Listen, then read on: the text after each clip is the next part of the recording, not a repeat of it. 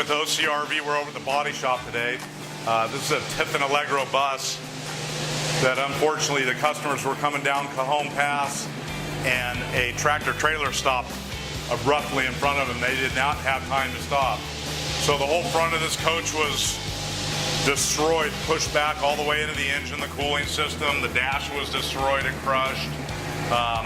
So we're just doing the final detail today and getting ready for the customers to come back. And let me tell you, the guys did an amazing job on this. The fit and finish of all the fiberglass work, the headlights fit, the color match, the graphics are just beautiful. The new clear bras on, coach's detail dialed in.